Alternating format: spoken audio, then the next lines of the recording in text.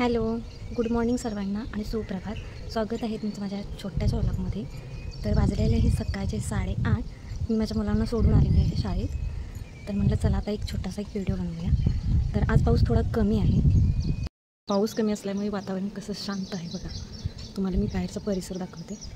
आणि हे आहे गावाकडचं वातावरण सकाळचं, एकदम शांत असं.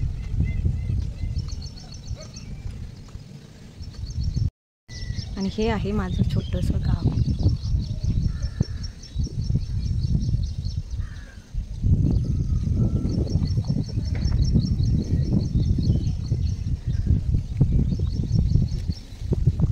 आणि हा आहे आमच्या घरातला करता धरता बोका.